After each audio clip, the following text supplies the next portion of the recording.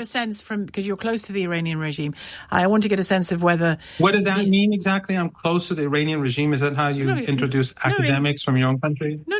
In the way that I know that I'm close in terms of having easy access to and contact with and conversations with members of the cabinet. That's all I meant. I didn't mean... Would you call them the regime? Well, would you say it like the... Yeah. Do you want to go into that? Yeah, sure. Well, what's the question? Well... What's going on, everybody? Welcome back to the Voter's Viewpoint. We've got a tense live TV exchange here between Mohammad Marandi and a British journalist, and this one turns into a direct clash over Iran. Israel protests, sanctions, and the way Western media frames the region. What makes this moment stand out is that it stops being a normal interview almost immediately. Instead of accepting the framing, Marandi pushes back on the language, the assumptions, and the double standards he believes are built into the questions themselves. That is what makes this clip worth watching. It is not just about the answers. It is about who gets to define the story, who gets treated as credible, and what happens when that control gets challenged in real time. If you want more sharp political breakdowns like this, hit like and subscribe. It helps push this analysis further. Now let's get into it. The protests that are taking place, the latest round of protests, they seem to be pretty intense and pretty persistent, up to and including this latest tweet or post from the US president. What do you say is going on there? What do you say those protests are about? Well, there are two issues here. One is that because of the US sanctions and the European sanctions, basically because of Iran's policy against Israel, what is Iran's policy against Israel? Yes, because what is it? The whole sanction, Iran's position against Israel, yeah. Yeah, Iran says that Israel is an apartheid state. It is not morally legitimate, and that Palestinians have the right to return, just like apartheid South Africa. That it shouldn't exist. And back then, that it shouldn't exist. It's not. Is that no? What you mean? As an apartheid entity, no. But apartheid should not exist anyway. When your government was I'm just trying to get a sense from, because you're close to the Iranian regime, I want to get a sense of whether... What does that mean exactly? I'm close to the Iranian regime. Is that how you introduce academics from your own country? No. In the way that I know that I'm close in terms of having easy access to and contact with and conversations with members of the cabinet. That's all I meant. I didn't mean... Would you call them the regime? Well, would you say it like the... Yeah. Do you want to go into that? Yeah, sure. Well, what's the question? Well, have there been regular democratic elections that... No, you were talking about Israel. Oh, okay, we'll go back Iran's to that. position on Israel? Yeah, I'm just trying to get a sense of whether Iran's position on Israel is identical to its position on apartheid South Africa. When your government was supporting the supremacist regime in South Africa, the Iranians were supporting the ANC and Nelson Mandela. Yeah. The same logic applies to Palestine. Right. So it's not the existence of Israel, it's the nature of this Israeli state. Is that what you're saying? Yes, exactly. That Iran's opposed to. The state could be called... Yeah, the state could be called Palestine, it could be called Israel, it could be called Walt Disney. But as an apartheid state for Iran, this is not acceptable. And isn't Iran something of an apartheid state, particularly if you're a woman? Have you ever been to Iran? No, but there's lots of countries I haven't been to that I know about, hear about, read about, speak to people about. It's not an apartheid state. No, it's not an apartheid state. Women are dragged off the street for not wearing the veil? No, that's not true at all. It is true. Well, you can say it's true, but that doesn't make it a fact. I think most people listening know that it is true. I live in Iran. Many journalists come to Iran. Journalists that you can invite, Jewish journalist Max Blumenthal from the Gray Zone, invite him on your show. And he's been to Iran just recently for a couple of weeks. He went to different cities on his own with his wife, who's also a journalist. Ask him if any women have been dragged off the streets anywhere that he's been to. So you're denying that the Iranian government forces women to wear the veil, the hijab? Well, veil is one thing. I know it is. That's why I corrected myself. And those that don't want to... You mean the headscarf? The headscarf. And those that don't want to cover their hair, it's trouble for them, isn't it? No, nothing happens to them. No, nothing happens to them. And some of my students on campus in classrooms on campus, they don't wear headscarves. So I think,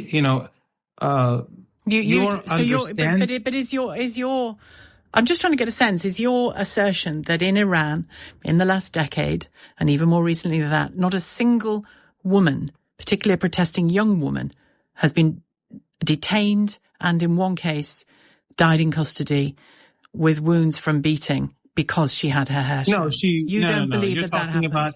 No. Mahsa Amini had no wounds. There is no footage. There is footage of her. And in the footage, there is nothing that shows that she was beaten. She had a precondition. Yes, she was taken in, but she was not beaten. For her dress. There is a law in Iran about a dress code, because whether you like it or not, they believe that the way in which the West promotes women is sexualization, commodification, objectification. So they'll have their own cultural boundaries, whether you agree with it or not. Well, you've said to me whether you agree with it or not. Yeah. It doesn't. That's one thing. But women being dragged off the streets in Tehran, I've never seen that happen myself. No, but this that is like when they keep saying happened, gays in Iran are executed. I've never seen a gay person in Iran executed. But this is sort that doesn't mean it's never myth happened.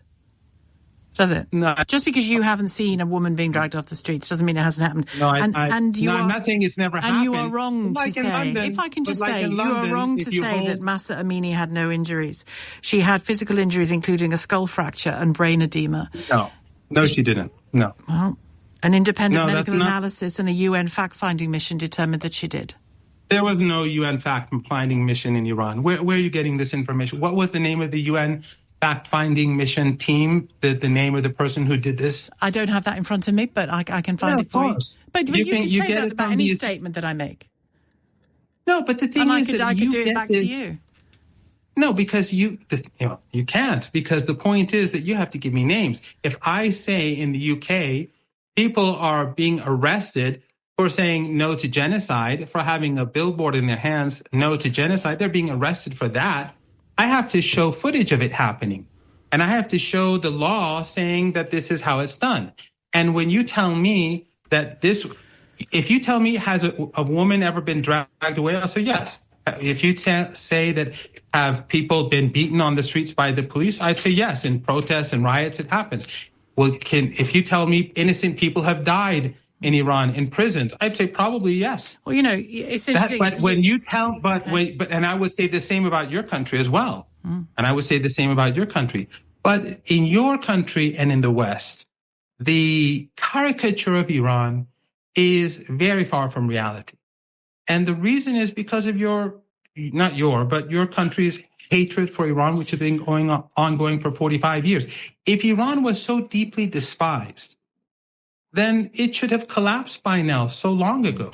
But when you say, then your government and your media is concerned about human rights in Iran, yeah, where you support Israel, not you, I mean your government, you support Israel, you help Israel in Gaza, you have the flights that go overhead. We support the rights of Iranians as well. We support the rights of Iranians.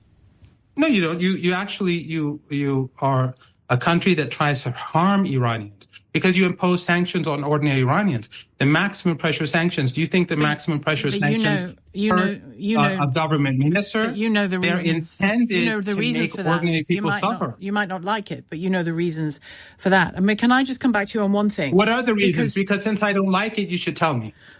What are the reasons for the sanctions? The reasons include the proxy terrorist activity that's been, I would argue, I'm sure you are going to disagree with me, but the proxy terrorist activity that Iran has been involved in for decades. What are these now.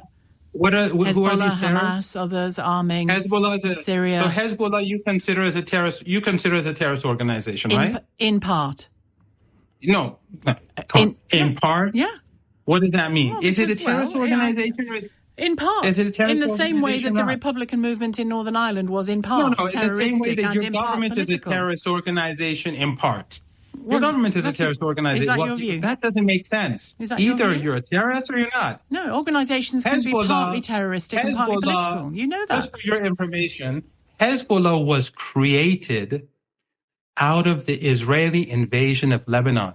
It was a creation of the occupation. Just like the ANC was a terrorist organization and Nelson Mandela was a terrorist according to your government standards at the time, Hezbollah was created when the Israelis invaded Lebanon and took Beirut. But you do know, surely, as an academic, that organizations can be terroristic and political and have wings which are both, and social as well. The Republican movement in Ireland certainly did.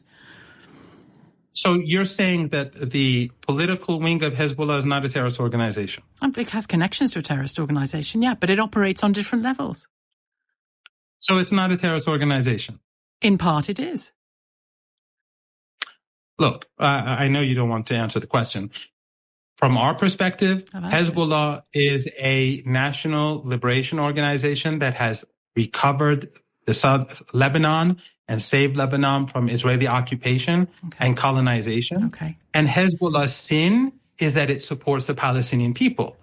Hezbollah has been resisting the Israeli regime, and it opposes the regime and the ethnic cleansing and the genocide.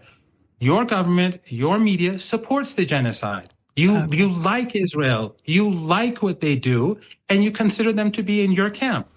Obviously, we have huge differences because Hezbollah has not carried out mass slaughter, and Israel has. And your government supports despots, countries that have zero elections, but they're not regimes. But Hezbollah did carry out mass firing of missiles into Israel as well, just to report a fact back at you. Israel invaded Lebanon multiple times. It took Beirut, and Israel bombs intentionally apartment blocks in Lebanon. Just today, it destroyed houses in southern Lebanon. Almost every day it carries out assassinations. I'm just making the point that the fire isn't just in one direction. It's actually, you're proving a point. You're proving a point that the Israeli regime, which carries out murder and slaughter, is normal, and it is not a terrorist organization. But Hezbollah, when it responds with far less fire capability and without killing all these civilians as the Israelis do, they're the terrorists. Okay. Or partially terrorists. And that standard of yours, and it's not just you, it's your country, it's your government, it's the entire Western political establishment, is the problem. It is the problem in our region. And a problem because you are choosing despots and you are choosing regimes that carry out ethnic cleansing as your allies because they serve your interests. If I can speak, you say that is the problem. Iran has agency. It's making some of its own choices. Some of its people are currently protesting very vocally about the conditions they find themselves in, which I know some of which is related to sanctions. The women 2 years ago, many women were protesting about the conditions they find themselves in. However you characterize it, I will characterize it differently if I may, and I will equally characterize it. I didn't characterize it. I didn't say anything. You asked me a specific question about an individual. Did women protest 4 years ago or 3.5 years ago? They did. Yes, many did. Yeah. Did students protest? Yes, many did. Did people protest 3-4 days ago on the streets in Tehran? Yes, people did. But the rioters, they're a different group of people. What should the Iranian government's response to, or what will, in your view, the Iranian government's response to the protests and what they're calling for and complaining about, what will it be? What's it likely to be in your view? Roxana, on the first day of protests, they were peaceful. Was anyone arrested? Did the police attack anyone on day one? That's when the protests were bigger, actually, in Tehran, right? Now we have small riots here and there where they attack the police, they shoot at the police, they throw Molotov cocktails, and so the police responds. But on day one, there was no violence. And the government, because the government recognized their protests as legitimate. So for you, the the question for me is that in your country, if there are protests in Iran, you don't see this as a normal process in civil society. You see it as the regime, as you like to call it, protest the regime on the verge. Protest is normal. I haven't said it's abnormal at all. But in your country, if there are protests, and we see police officers we question all hammering the people. time. We question all the and time. they hammer, but that's a part of the process. We but here in Iran is truly Hang on, different. I'm going to insist on. What you just watched is a battle over framing more than anything else. From the start, Mohammad Marandi is not just answering questions. He is challenging the assumptions behind them. He pushes back on the language, the use of regime, the way Iran is described, and the double standard he believes Western media applies to countries like Iran versus allies like Israel. That is why the interview becomes so tense so quickly. Now, that does not automatically mean he is right about everything. A lot of the claims in this exchange are serious and contested. Claims about protests, women's rights, Masa Amini, Hezbollah, sanctions, and Western foreign policy all need evidence and context. So the real task for the viewer is to separate what is documented, what is interpretation, what is rhetoric, because this interview mixes all three. The journalist is trying to challenge Marandi's version of events. That is fair, but Marandi is doing something different. He is trying to show that the whole structure of the interview is tilted from the start. He is saying the West does not apply the same moral standard to its allies that it applies to its enemies.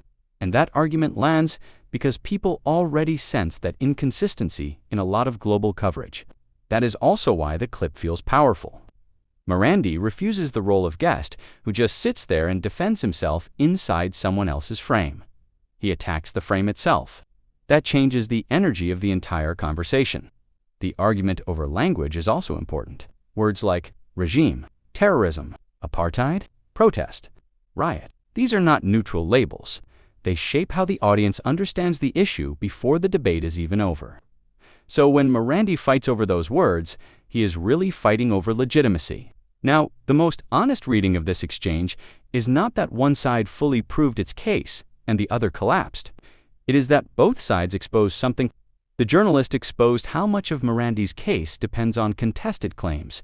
Marandi exposed how much Western interviewing on this topic depends on built-in assumptions.